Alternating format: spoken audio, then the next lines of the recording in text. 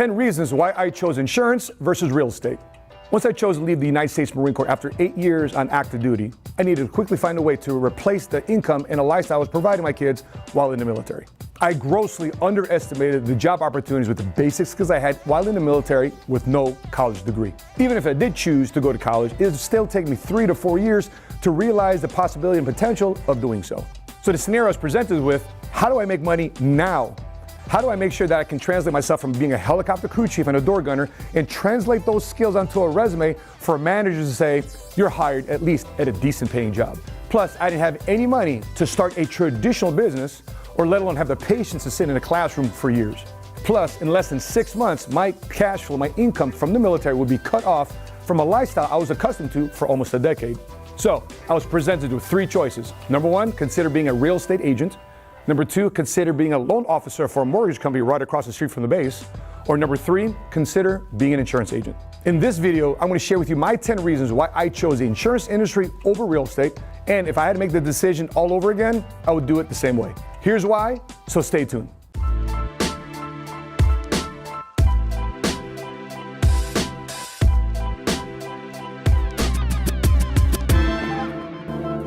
What's cracking, everybody? Money Smart Guy Matt Sapaula here, hailing to you from the Valuetainment Studios here in Addison, Texas. So let's get right into it. Number 1, it's simple. Understanding the nuances of insurance was much more simple to understand than the different deals that will go down in real estate. For example, out of 10 people, how many people right now out of 10 people would be prone to buy life insurance versus people ready right now to purchase real estate? Would there be less people to buy life insurance or more people to buy life insurance? Would there be more people to buy real estate right now, assuming that they're qualified and got the credit score for it and approved by a mortgage company to go shopping with the money? Or would they be more prone to sit and wait for 6 months? Would I realize that in real estate there are so many variables to anticipate and so much more field training would have to go into learning how to become a successful real estate agent? Plus, in real estate, there are so many more emotional layers about purchasing the biggest thing you've ever had in your entire life or selling the home that you have so many emotional nails attached to, holding you back from making a decision. Number 2 is speed. Listen, in real estate, there are so many steps. 1, 2, 3, 4, and so many different conditions that can pop up. Even a client today says, man, I'm approved, I got the right credit score, I got the down payment, the mortgage company's ready to finance my deal. Even then, at best case scenario, it's gonna take anywhere from 30, 45 days to close on a piece of property. As a real estate agent, I need to pay bills now. I don't want to make money 2 months later to retroactively pay my bills from a month ago. See, the flip side, then in life insurance, it's only 1 or 2 sit-downs. Listen, what do you got? Where are your exposures at? Is this something you want to fix? Once you get to know your clients and once you get to know their needs, it's as simple as flipping open a laptop, filling out an electronic application, and with some insurance carriers today, it's automatically approved. What does that mean for you as an insurance agent? As soon as the clients get approved, the policy gets enforced, you get paid. Not in this 30, 45, 60, 90-day deal. In insurance, you get paid within 1 or 2 weeks of you closing that insurance policy. Number 3, saturation. Listen, I really appreciate HGTV to bringing to light how awesome it is to be either a realtor or a real estate investor or even an interior designer or anything that really supports the real estate community. They've made it so sexy to be a real estate agent or real estate investor. The challenge with the big flood of people entering the real estate industry, they think a flip or a fix or a purchase or a sale happens within 30 minutes. No, it doesn't. You see, in those 30-minute shows, it's weeks upon weeks upon weeks of recording, filming, trial and error, negotiations, deal busting, deal breaking, deal mending, make that transaction go through. And that's what a lot of people don't realize watching these real estate type of shows. Any real estate agent or any real estate investor will tell you that it takes a lot of work with so many different unexpected scenarios that come up, that you got to put the fire out. And with all these real estate agents crowding the marketplace, guess what happens? Nobody's paying to this little insurance industry, this $1 trillion industry known as life insurance and retirement planning. Nobody's paying attention to it. And just to give you some context, the insurance industry, based on the LIMRA study, the entire industry has about 150,000 insurance agents. Contrast that to how many real estate agents are just in California alone. There's just about as many real estate agents just in California as there are insurance agents in the entire national industry. Ain't that something? And here's the challenge. Because of the lack of people inside the insurance industry, there's a lack of life insurance actually helping people in the community. And what's the example of that? Well, the example of because people don't have sufficient life insurance coverage, because they're not having this conversation on a daily basis or on a generational basis, guess what happens? When people fall into a financial crisis, instead of leaning on their life insurance policy as they did maybe 40, 50 years ago, people are leaning on GoFundMe. Are you kidding me? Check out the need for life insurance agents in the marketplace. Look how many life insurance claims, look how many life insurance pages for GoFundMe are around. Look how many medical expense GoFundMe pages are around. Look how many disability healthcare expenses GoFundMe pages exist today. That is crazy. And the big epidemic is people aren't having a conversation with an insurance agent today. Why? There's just not enough agents in the marketplace. And here's a scenario too as well. Of those 150,000 agents in the insurance industry I just mentioned, you know what their average age is? It's 60. And guess what's going to happen in the next 3, 4, 5 years? They're probably going to retire. They've done a whole 20, 30, 40 years of successful career in the insurance industry. Now they're retiring. Here's a problem. There's going to be a vacuum in our industry. And at that point, where people get their life insurance? We're going to people have conversations with retirement planning. You see, in that problem, therein lies the true opportunity. You want to be saturated or you want to be unique? It's your choice. Number 4 is solutions. Listen, as a real estate agent, I know you provide housing. I know you're helping people provide their piece of the American dream through the purchase of real estate. I totally get it. But here's a question for you as a realtor, as a person that's generating business for your family, for your business, that's generating revenue from real estate sales. When's the next time you're really going to see that family that you just help them buy the home? 6 months from now? Nope. A year from now? Nope. How about 4 to 5 years? Anywhere from 3, 4, 5, 6, 7 years is when that family says, you know what? Let's upgrade, let's move, let's transition. Then you, as the opportunity, assuming that you kept in contact with them, have the opportunity to list the same property that you just sold them years ago. Meanwhile, who's been in their ear? Meanwhile, have they moved you as a person in the real estate life with somebody else? Are they seeing everybody else's billboard, everybody else's advertisement, so therefore they can get their listing through them? Are they shopping you around? Now, here's the thing with insurance.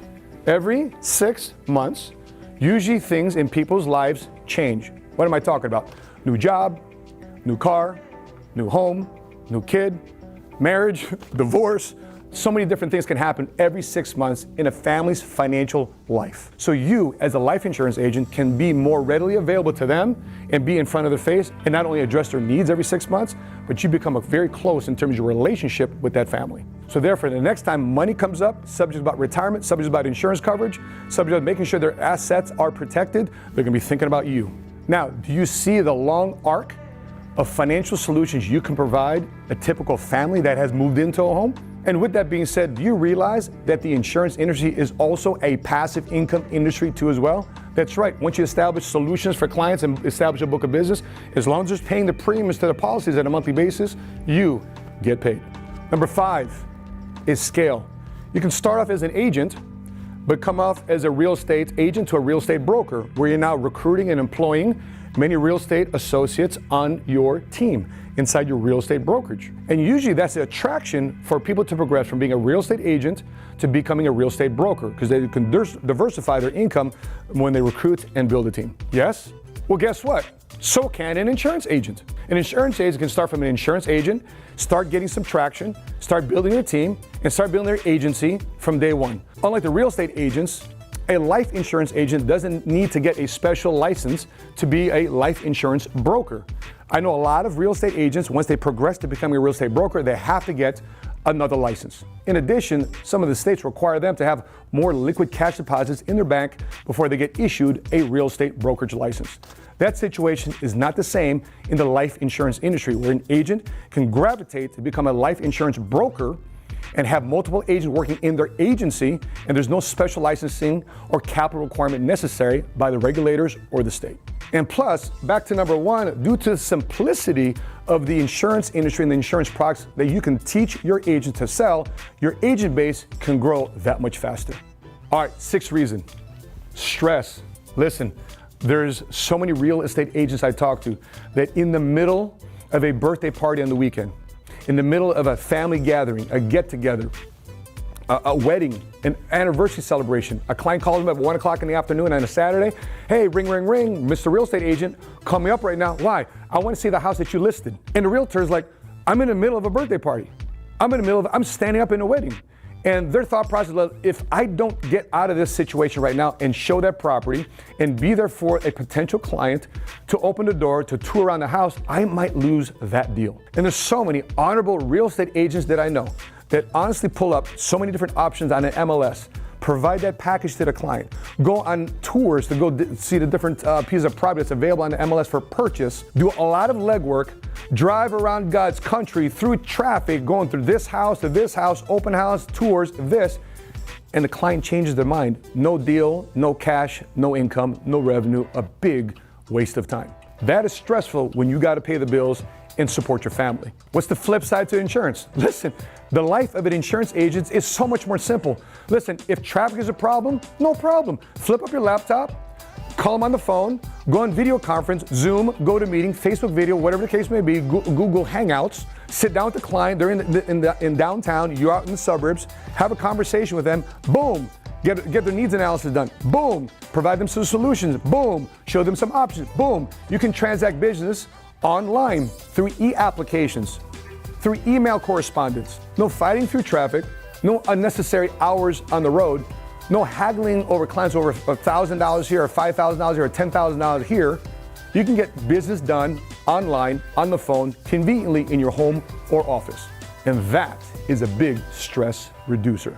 And that's why I chose to be in the insurance industry. And a big reason why is because I was a single father.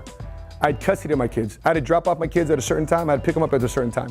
I had to make sure we did homework and church activities in the evening, whatever martial arts activity he was doing. I couldn't be controlled by a client who wants to see the property now, and I'm unavailable.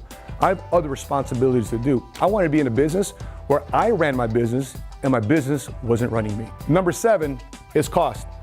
To start up your business as a real estate agent can cost anywhere between $500, $1,000, $2,000, $3,000, just based on who the pre-licensing provider is for your real estate license. The same license on the insurance industry, instead of costing $1,000, $2,000, is less than $500, at least in the state of Illinois, and some cheaper like Texas, Florida, and California, a lot more less expensive.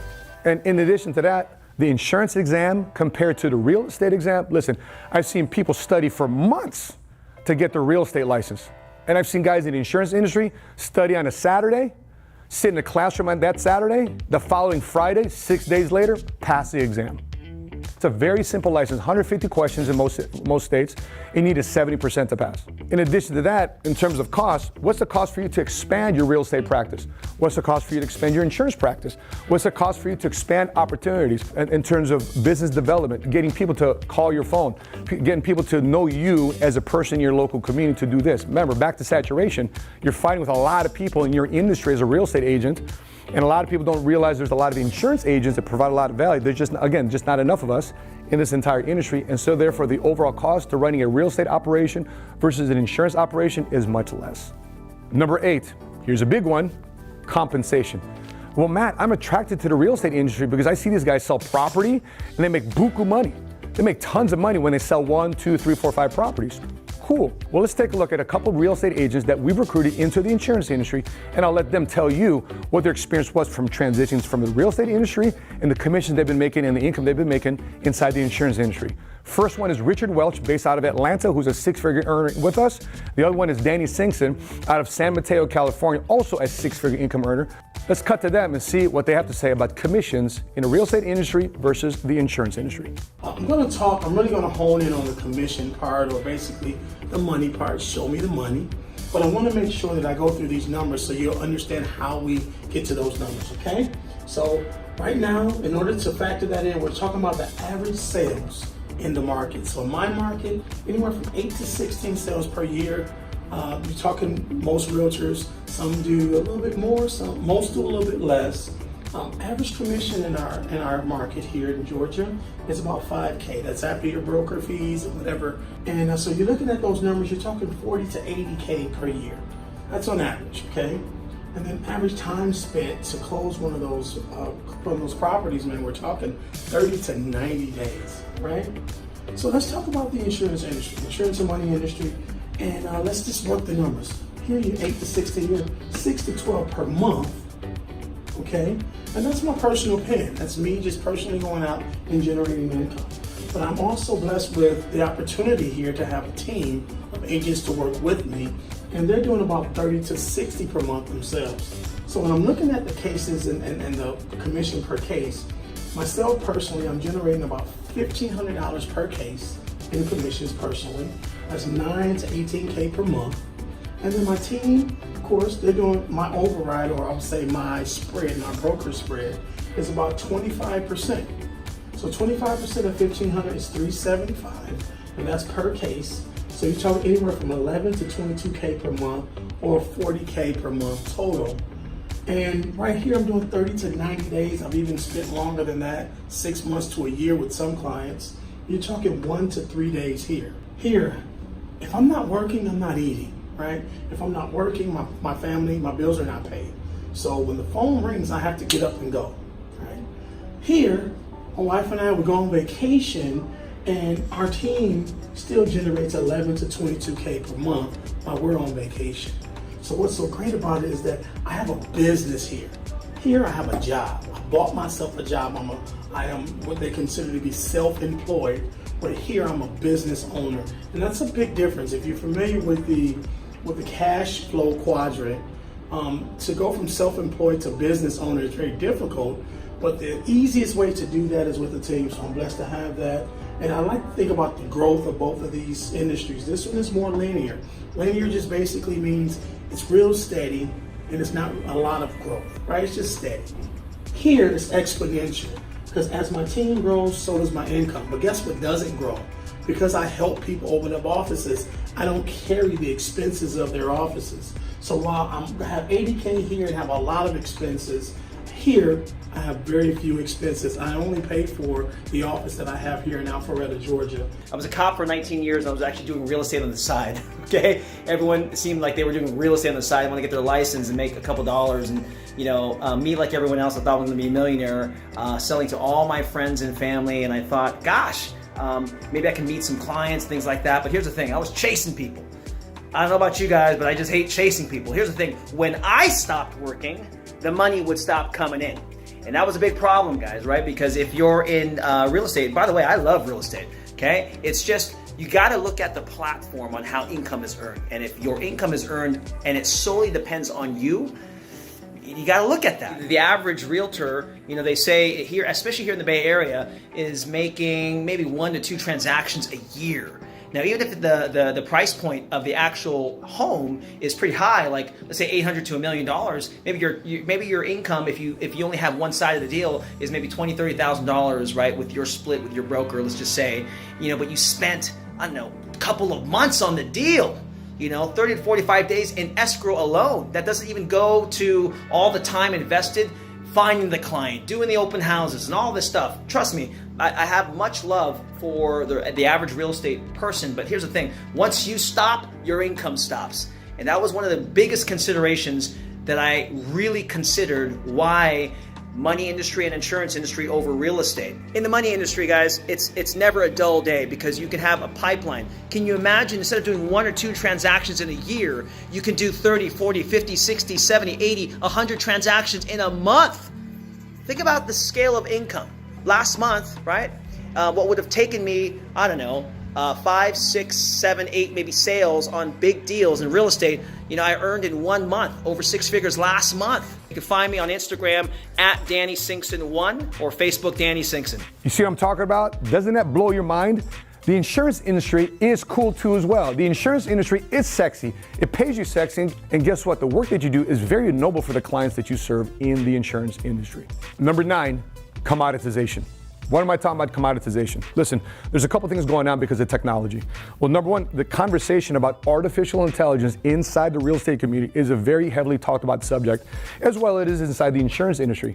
So here's the thing, commoditization has forced technology to replace some of the roles and functions that a typical real estate agent does. Everybody can see a property online now. Everybody can see the curb appeal. People can see the front yard. People can see the backyard, the rooms inside. And what I've seen a lot of real estate agents come back to me saying, man, you know what? Technology, they've just reduced me down to becoming a professional door opener. And I know there's a lot of hardworking real estate agents out there putting in the honest work and earning a solid income, but yet technology is eroding some of the things that you're doing, which erodes some of the commissions, the average commissions that you're making on that deal. Because a lot of people are doing the legwork already. They're seeing the property, They get in contact with whoever they need to get in contact with to make the deal sweeter, and they're coming to you just to help them close the deal. A lot of people feel that real estate commissions are something they shouldn't be paying anyway. It's a commoditized line of work that's getting worse and worse over time. Versus, does artificial intelligence come into the insurance industry? Well, it might to the cousins of our industry, which is property and casualty and homeowners and renters, etc. But when it comes to life insurance, when it comes to retirement planning, this is a big intangible conversation because this involves emotional intelligence. You can't teach a robot how to have a heart. You can't teach a computer how to feel for one's kids, how to feel for one's wife and husband, their spouse. You can't teach a computer how to feel for one wanting to create a legacy for their family for multiple generations. Artificial intelligence will never be emotional intelligence. And that's why the commoditization of the insurance agent versus the real estate agent, there's no comparison. And here's the thing to with commoditization. I realized that in my community, I wanted to be valued, right? And so the evidence of that has been the expansion of our offices just within inside a Chicagoland location in Oak Brook. We've been to 4 different offices in 4 different years on a consecutive basis, each time growing our location. So the demand is there, just not everybody knows about the insurance industry. And that's why I'm glad you're watching this video. And number 10, last but not least, recession proof. Is real estate recession proof? Is the insurance industry recession proof? Listen, I've been doing this now for 20 years. I got involved in the insurance industry in 1998, at the tail end of 1998. I saw the bull market of the late 90s and the dot-com crash of 2001. I've also seen the bull market of real estate in the mid-2000s and also the real estate crash and the mortgage-backed security crash in the 08, 09. I've seen over time what happens to people in the real estate industry, in the mortgage industry, in the real estate attorney fields, what happens to them when the recession takes place. And you know what? We're due for another recession. And guess what happens in insurance practice, in insurance agency? Our business actually gains volume. It actually gains traction in the middle of a recession. Why? Because in the middle of a financial crisis, the insurance agents, the insurance agency owners are the financial first responders.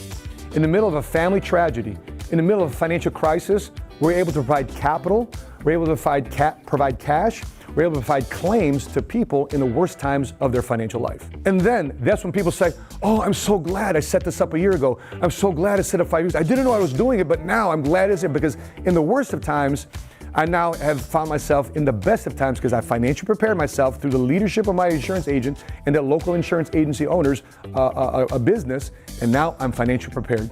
I'm still able to send my kids to college. I'm able to make sure that the people I love and care about are taken care of if something were to happen to me. That's what the life of an insurance agent does. I know, it's counterintuitive to think that insurance business thrives during the middle of a recession. But think about this. Our agency, called PHP Agency, was birthed in October of 2009, in the middle of a recession. We started with 66 guys then, and today, close to 10 years later, we have close to 10,000 agents from coast to coast and in Puerto Rico. I remember delivering my first death benefit claims and my first set of retirement plans going from one parent to the beneficiary, which is the child. And I remember pulling these checks from my jacket at the funeral and handing it to the family and says, by the way, I know you didn't want anything from your parents, but guess what? They planned for it. And throughout that moment, she teared up. She gave me a big hug. She started introducing me to all the family at the funeral, at the wake, and said, listen, I like referrals, and I like what you're doing here right now, but just not at the funeral, just not at the wake here. I just feel very uncomfortable. But listen, what didn't come across her mind at that moment was financial worry, was financial pain, was financial grief. She can honestly mourn the life that her parents had given her. She can mourn the death of the people that she loved and cared because both of them had passed away. And yet, to receive all this money, tax-free, or transfer from an IRA, not to her, as an inherited IRA, and have a house paid off, is all through an insurance agent. It is all through the work of somebody diligently going through somebody's financial details and finding the financial leaks and making sure that worst case scenario happens, you can still keep on to the people that you love and care about what you originally planned for them without government involvement, without people getting seized by the state probate courts, to make sure that people's hands from the creditors are away from your family estate. That's the life of what an insurance agent does. It's a very noble and honorable profession to be in. In closing, for me, I've realized that I'd much rather work instead of bricks and mortar and property and real estate. I would much rather work with real people. So with that being said, investing time into our agents, into our agency builders, managers, and leaders, there's an exponential dynamic that comes with teaching them financial products and services they can deploy with their clients in the community. Instead of investing in brick and mortar, I get to invest in real people. And unlike real estate, where real estate is limited and linear, investing in real people is unlimited and exponential. For example, I can recruit a guy, I can build a guy, I can teach a guy this industry. And here's the thing I don't realize. This is the size of the fight in this guy's heart, of how much he wants to win for his family. And in this industry, based on the book of business he can build, on the agency that he can build, it's an exponential market that can be exposed to, which means exponential revenue for that agent or agency builder. And I've discovered that over my 20 years in the insurance industry, the investment of time, coaching, teaching, mentoring, and leading those inside the insurance industry has given me 100 times return than what I've experienced with my own personal experiences in real estate. So listen, these are the reasons why I chose insurance over real estate. They may not match yours. I'm not saying I'm the end-all be-all, but I would love your feedback and I'll know your thoughts and what you're thinking. So that being said, drop them in the comment section below. I do my best to reply to them. If you're watching this on Facebook, make sure you click like and follow our business page. If you're watching this on YouTube, make sure you click like, hit notifications to be alerted next time we upload a video just like this. I'm your Money Smart Guy, and until we meet again, continue to live smart, continue to love smart, and be money smart today.